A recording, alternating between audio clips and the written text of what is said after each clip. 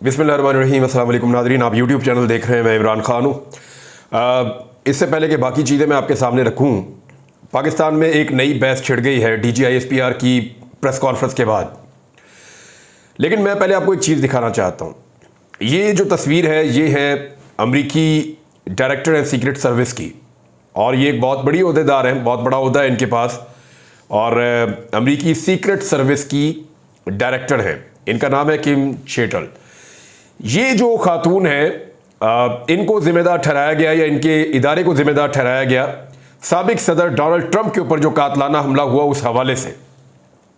वहां पे जो अवामी मुंतखब नुमाइंदे हैं या लॉ मेकर्स हैं, उन्होंने इनको तलब किया, और तलब करने के बाद घंटों तक इनसे तफ्तीश की गई, और पूरे अमेरिका ने नहीं पूरी दुनिया ने सुना, और इतने सख्त अल्फाज इस्तेमाल किए गए, यानी इनको ग्रिल किया गया।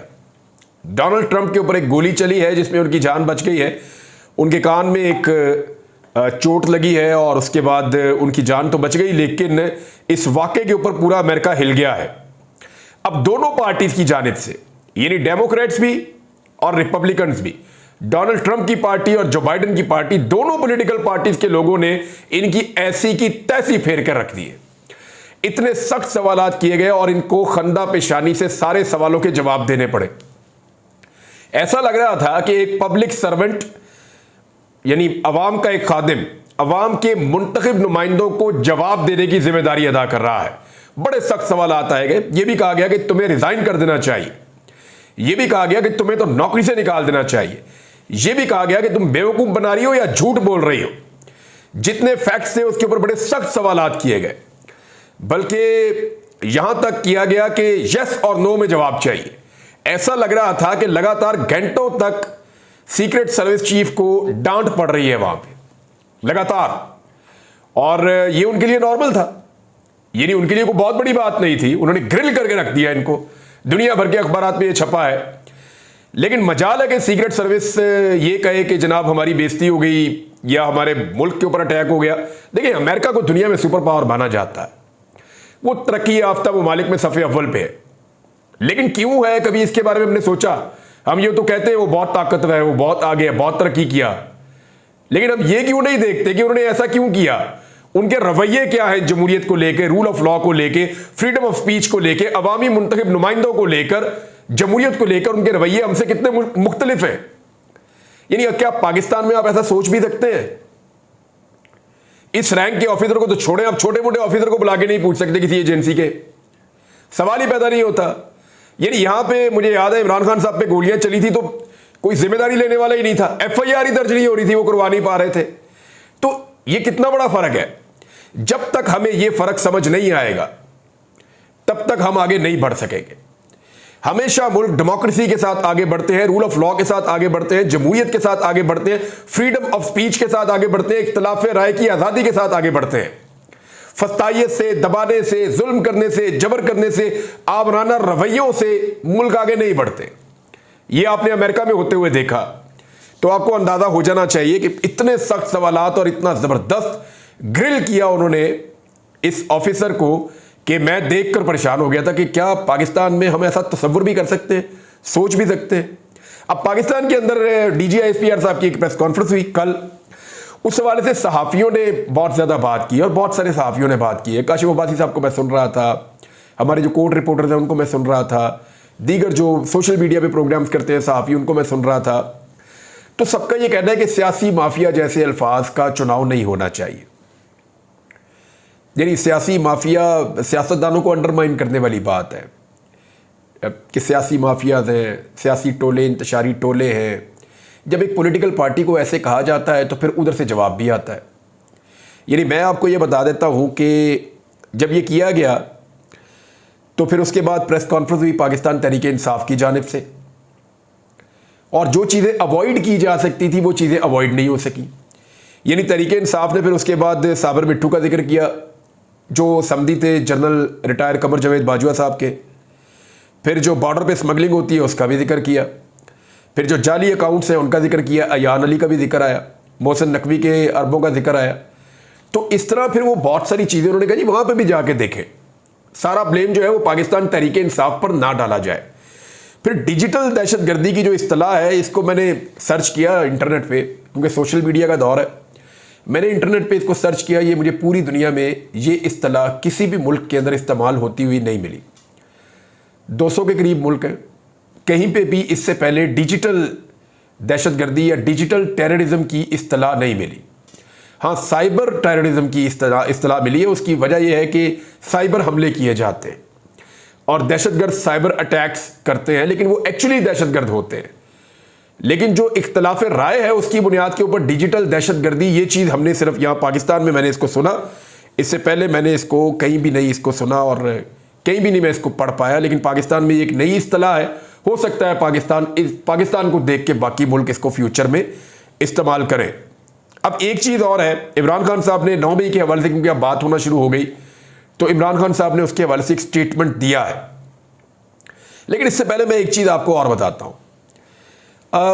ये प्रेस कॉन्फ्रेंस में कहा गया और बताया गया कि बन्नू में जो कुछ हुआ, वहाँ जो लॉ एंड ऑर्डर की जो रिस्पॉन्सिबिलिटी है वो सूबाई हुकूमत की है, कि वहाँ पे कानून नाफिज करना और मेंटेन करना चीज़ों को, अमन व अमान की जिम्मेदारी सूबाई हुकूमत की है, वो वफाक की नहीं है। लेकिन यहाँ एक सवाल लोगों ने उठाया और बड़ा वैलिड मुझे वो क्वेश्चन लगा, क्योंकि वो बड़ा वैलिड है, इसलिए मुझे यहाँ पे वो बात करनी पड़ेगी कि 9 मई को जो कुछ हुआ 2023 में, उसकी रिस्पॉन्सिबिलिटी आज तक उस वक्त की सूबाई हुकूमत पे नहीं डाली गई। कि लॉ एंड ऑर्डर को मेंटेन करना उस वक्त की सूबाई हुकूमत की रिस्पॉन्सिबिलिटी थी, या मोहसिन नकवी जिम्मेदार थे, या उस वक्त की पुलिस, IG, उनके ऊपर किसी किस्म की कोई रिस्पॉन्सिबिलिटी नहीं आई। लेकिन बन्नू में जो वाकया हुआ अफसोसनाक, उसकी जिम्मेदारी सूबाई हुकूमत अली अमीन गंडापुर की हुकूमत पे पड़ गई। तो ये एक ऐसी चीज़ है, जब ये सवाल उठाया जाता है तो फिर बड़ा वैलिड लगता है। मिसाल के तौर पर जब ये कहा जाता है कि बॉर्डर से स्मगलिंग हो रही है, तो जब उसके काउंटर में ये कहा जाता है कि बॉर्डर के ऊपर तो सिक्योरिटी फोर्सेज हैं, तो फिर स्मगलिंग क्यों हो रही है, तो फिर ये सवाल बड़ा वैलिड लगता है। इस तरह बहुत सारे और सवाल आते हैं। इमरान खान साहब का एक मौक़िफ़ है और उन्होंने इसमें एक स्टेटमेंट दिया है, वो स्टेटमेंट मैं आपके सामने रखता हूं कि इमरान खान साहब क्या कह रहे हैं। इमरान खान साहब ने सहाफ़ियों से बात करते हुए बहुत सारी बातें की हैं। बातें करते करते उन्होंने कहा कि डॉक्टर यास्मीन राशिद ने कारकुनान को जिना हाउस में दाखिल होने से रोका, हमारे 16 लोगों को शहीद किया गया, 3 लोगों की टांगें काटी गईं और 1 को माजूर किया गया, हमारे 10,000 लोगों को उठाया गया है और उनको सजा दी गई है। 9 मई की CCTV फुटेज ISI ने छुपाई है। ये इमरान खान साहब ने स्टेटमेंट दिया है। एक स्टेटमेंट जो है वो अली मोहम्मद खान साहब का भी है 9 मई के हवाले से, और बड़ा जज्बाती स्टेटमेंट है। पहले आपको मैं वो स्टेटमेंट सुना देता हूं। अली मोहम्मद खान साहब एक बड़े नरम आदमी हैं, वो बड़ा एहतियात के साथ बात करते हैं, बड़े अच्छे पॉलिटिशियन हैं और बड़े मजबूत आसाब के आदमी भी हैं। और इमरान खान साहब के साथ उनकी जो वाबस्तगी या उनके साथ जो उनका ताल्लुक है वो अब किसी तारुफ का मोहताज नहीं है। वो उनके वफादार साथियों में से एक हैं, लेकिन उनका अपना एक ख़ास किस्म का मजाज है जिसमें धीमापन है, और वो कुछ ज़्यादा लड़ाई झगड़े में और एकदम अग्रेसिव होने में वो बिलीव नहीं करते। वो शायद दिमाग से ज़्यादा काम लेने वाले लोगों में से है। तो उन्होंने कहा कि वो कॉलर से खींचना नहीं भूले हम, कोई मुजरिम नहीं, एक साबिक वजीर आजम था वो, और वो बेइज्जती उसकी नहीं, उन 25 करोड़ लोगों की थी जिनका वो लीडर है। याद रखना, इमरान खान अकेला नहीं, 25 करोड़ हैं उसके साथ। ये अली मोहम्मद खान साहब ने उस दिन ट्वीट किया, कल जब प्रेस कॉन्फ्रेंस की DGSPR साहब ने, और अली मोहम्मद खान साहब की जानिब से इस तरह का ट्वीट आना, इसका मतलब ये है कि वो फील कर रहे हैं चीज़ों को कि शायद कहीं पे एक्सेस हो रही है चीज़ों में। अच्छा नाज़रीन, एक प्रॉब्लम और भी हुआ। पाकिस्तान तहरीक इंसाफ की 13 खवातीन को जब छापा मारा गया कल सुबह और रऊफ हसन साहब को गिरफ्तार किया गया, अब देखते हैं उनको अदालत में पेश किया जाता है, क्या इल्ज़ाम लगते हैं, किस तरीके से फिर उनके वकील मुकदमा लड़ते हैं, कितने दिनों में वो बाहर आते हैं। वो तो छुट्टी लेकर चंद दिनों के लिए कहीं बाहर पाकिस्तान से जाना चाह रहे थे, लेकिन उनको छुट्टी मिली नहीं। इमरान खान साहब ने कहा जी आपका एक एक दिन कीमती, आप अपना काम करें रऊफ हसन साहब को, और उसके बाद रऊफ हसन साहब गिरफ्तार हो गए। और जब वो गिरफ्तार हुए हैं तो उनके साथ ही 13 खवातीन हैं पाकिस्तान तहरीक इंसाफ की जो गायब हो गई, यानी वहां से उनको उठा लिया गया पुलिस की जानिब से, और उन 13 खवातीन को भी साथ ले गई पुलिस। उन 13 खवातीन का पता करते करते पाकिस्तान तहरीक इंसाफ पहुंची पुलिस स्टेशन जो विमेन का है, वहां पे जाके पूछा, उन्होंने कहा जी यहाँ पे नहीं है। उन्होंने कहा जी हमने FIA के हवाले कर दिया। तहरीक इंसाफ के लोगों ने जाके FIA से रब्ता किया, जो उनके लॉयर्स हैं, तो तो उन्होंने कहा जी एफआईए ने कहा हमारे पास भी नहीं है। तो तहरीक इंसाफ रात गए तक उन खवातीन को तलाश कर रही थी और रात गए जो स्टेटमेंट आया था उमर अयूब साहब का, उनका यह कहना था कि नामालूम मकाम पर हमारी खवातीन को मुंतकिल किया गया है, हम सुबह उनकी बाजियाबी के लिए दरख्वास्त दायर करेंगे। और वो इसको एक ज्यादती करार दे रहे थे कि ये जुल्म है, इन खवातीन का कोई कसूर नहीं, वो सिर्फ एक पॉलिटिकल पार्टी के ऑफिस में मौजूद थी और हर एक का हक है कि वो पॉलिटिक्स करे और पॉलिटिक्स के अंदर अपना रोल प्ले करे। ये पाकिस्तान के कॉन्स्टिट्यूशन में उसको ये राइट मिलता है। इमरान खान साहब ने दो बड़ी अहम चीज़ें की हैं। एक तो इमरान खान साहब की आज़ादी के लिए तहरीक शुरू होने जा रही है और इसका ऐलान जो है वो पाकिस्तान तहरीक इंसाफ के लीडर की जानिब से किया गया है और ये बताया गया है कि अब भूख हड़ताली कैंप भी लगाए जाएंगे, जिनका आगाज़ शायद खैबर पख्तूनख्वा से किया जाएगा, फिर पंजाब में लगाए जाएंगे और उसके बाद जो है वो उनकी आज़ादी के लिए बाकायदा एक तहरीक शुरू की जाएगी, जिसका इशारा पंजाब असम्बली में अपोजिशन लीडर ने भी दिया है और असद कैसर साहब ने भी ये बात की है और दीगर लीडर भी इसके बारे में बात कर रहे हैं।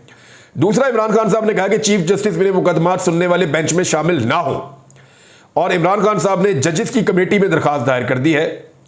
ये जो दरखास्त इमरान खान साहब ने दायर की है, इसमें 3 जजेस हैं ना एक कमेटी के अंदर, वहां पे इमरान खान साहब ने दरखास्त दायर की है कि जनाब चीफ जस्टिस ऑफ पाकिस्तान काजी फायद ईसा साहब को उन केसेस का हिस्सा ना बनाया जाए जो केसेस इमरान खान से मुताल्लिक या उनकी पॉलिटिकल पार्टी से मुताल्लिक हों।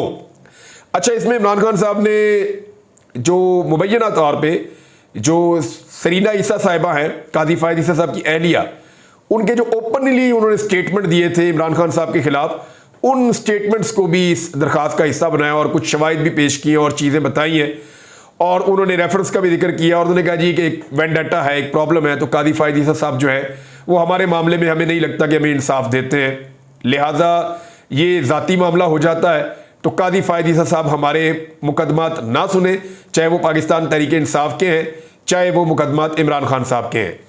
एक स्टेटमेंट इमरान खान साहब का जो है उसके ऊपर बड़ा शोर मचाया गया और स्टेटमेंट ये था कि इमरान खान साहब ने कहा कि मैंने अपने कारकुनों से कहा था कि मेरी गिरफ्तारी की सूरत में GHQ के बाहर पुरअमन एहतजाज करने पहुंच जाना, लेकिन असद कैसर साहब ने, अली मोहम्मद खान साहब ने, पार्टी की दीगर क़यादत ने, सब ने इसको डिनाई किया है और सब ने यह कहा कि इमरान खान साहब ने ऐसा कोई हुक्म नहीं दिया था और ये कुछ गलत बयानी हो गई है या मिसअंडरस्टैंडिंग हो गई है। इमरान खान साहब उस दिन गिरफ्तार थे और वो बारहा ये कह चुके हैं कि 9 मई को तो मैं गिरफ्तार था, तो मैं तो किसी किस्म का एहतजाज का कॉल दे नहीं सकता था। तो अब इमरान खान साहब ने किस कॉन्टेक्स्ट में ये बात की है, सहाफ़ियों ने कैसे इसको रिपोर्ट किया है, जब दोबारा सहाफ़ी इमरान खान साहब के पास जाएंगे या इमरान खान साहब की टीम उनसे जाकर मिलेगी तो फिर चीज़ें मजीद क्लियर हो जाएंगी और पता चल जाएगा। नाज़रीन, एक और मसला बना हुआ है हुकूमत के लिए, वो पाकिस्तान तहरीक इंसाफ का जलसा है। हुकूमत को ये लगता है कि पाकिस्तान तहरीक इंसाफ ने अगर इस्लामाबाद में जलसा किया तो फिर वो मोमेंटम पकड़ लेगी और पंजाब में भी घुसेगी और सिंध में भी जाएगी और बाकी जगहों पे भी जाएगी, इसी मिसाल को लेकर कि हमें जलसे करने की इजाज़त दी जाए। और अगर इस्लामाबाद रावलपिंडी के लोग मुतहर्रिक हो गए और इस्लामाबाद में एक तगड़ा और बड़ा जलसा हो गया तो उसके बाद कंट्रोल करना मुश्किल हो जाएगा, एक नई वेव को एक नई तवानाई मिल जाएगी। देखिए, इस्लामाबाद में 2 इश्यूज़ हैं जो इस वक्त हुकूमत फेस कर रही है और बहुत बड़ा प्रॉब्लम है ये, और दोनों इश्यूज़ जो हैं वो खुशकिस्मती से हुकूमत की या बदकिस्मती से पाकिस्तान तहरीक इंसाफ की, वो दोनों इश्यूज़ गए हुए हैं chief justice Islamabad high court जनाब आमिर फारूक साहब के पास पड़े हुए हैं। एक मामला जो है इस्लामाबाद के 3 हलकों में ट्रिब्यूनल के फैसले का है। ट्रिब्यूनल उन 3 हलकों के मामला को सुन रहा है, बड़ी तेज़ी से हल कर रहा था, लेकिन फिर स्टे आ गया अदालत की जानिब से और वो स्टे दिया गया था आमिर फारूक साहब की अदालत से, लिहाजा वो मामला वहाँ पे पेंड हो गया। अब अगर इन 3 हलकों में ये बंद टूट जाता है और ये 3 हलके पाकिस्तान तहरीक इंसाफ को मिल जाते हैं तो उसके बाद फिर पूरे मुल्क के अंदर ये सिलसिला शुरू हो जाएगा और पत्तों की तरह जो है वो जाली 47 वाली सीटें जो है वो जड़ना शुरू हो जाएंगी और फॉर्म 45 वाले जो रियल जीतते हुए उम्मीदवार हैं वो मैदान में और ऐवान में आना शुरू हो जाएंगे। एक तो ये प्रॉब्लम है। दूसरा प्रॉब्लम ये है कि अगर इस्लामाबाद से एक जलसे का मोमेंटम बनेगा तो वो कहाँ जाके रुकेगा, इसको कोई कुछ नहीं कह सकता इसके बारे में। आप देखिए, अभी अदालत में जब डिस्कशन हो रही थी तो तहरीक लब्बैक के जलसे का, धरने का, हर चीज़ का हवाला दिया गया, जमात इस्लामी की एक्टिविटीज़ का हवाला दिया गया, जितनी भी एक्टिविटीज़ इस्लामाबाद में होती है सबके बारे में बताया गया। लेकिन हुकूमत ने कहा जी सारे जलसे करते हैं तो करें, यानी मुँह से तो नहीं कह रहे, लेकिन उनका रद्देमल ऐसा ही है कि PTI को हम नहीं करने देंगे, बल्कि तहरीक इंसाफ को वो ये कह रहे हैं कि आप अगस्त के आखिरी हफ्ते में जाके जलसा करें, अभी आप नहीं कर सकते। तो चीफ जस्टिस ने कहा जी 14 अगस्त की तकरीबात है कि आप वो भी मनसूख कर देंगे। अभी जो तरीके लब्बैक वाले आए थे वो किससे पूछ के आए थे? वो बैठ के आके धरना धुरना देके सब कुछ करके वो निकल लिए और उनको किसी ने कुछ कहा भी नहीं, बल्कि उनको कहा गया रिलैक्स, आप और हम एक ही चीज चाहते हैं। लेकिन दूसरी तरफ पाकिस्तान तहरीके इंसाफ जो है उसको जलसा करने ही नहीं दे रहे। रीजन ये नहीं है कि तहरीके इंसाफ को जलसा इसलिए नहीं करने देना कि लॉ एंड ऑर्डर का मसला है या कोई दहशतगर्दी का मसला है या कोई और इशू है। इशू सिर्फ एक है और इशू ये है कि अगर तहरीके इंसाफ का जलसा इस्लामाबाद में अलाउ किया गया, लोगों को आने दिया गया, तो इतनी बड़ी तादाद में लोग आ जाएंगे कि उसके बाद फिर एक मोमेंटम बन जाएगा। फिर ये लाहौर में भी जलसा करना चाहेंगे, 14 अगस्त को उन्होंने ऑलरेडी अनाउंस किया हुआ है। तो ये सारी चीजें हैं जो जलसा करने से या जलसे की इजाजत देने से रोक रही है। बहरहाल अदालत ने एक मरतबा फिर मामला वहीं पर जाके खड़ा कर दिया कि आपस में तय करके आप जलसा कर दें। अब आखिरी सोल्यूशन ये होगा कि हुकूमत को अदालत ऑर्डर कर दे और अदालत ये हुक्म जारी कर दे डायरेक्टली ऑफिसर्स को कि जी अब जलसा होगा और आप जलसा करवाएंगे, अब जलसा आपने रोकना नहीं है। इस तरह का एक स्टेट फॉरवर्ड ऑर्डर मुझे लगता है अब रिक्वायर्ड है, क्योंकि ये हुकूमत तो तहरीके इंसाफ का जलसा करवाने का नाम ही नहीं ले रही। अब तक लेते ही अपना ख्याल रखिएगा, अपने इस चैनल का भी। अल्लाह हाफ़िज़।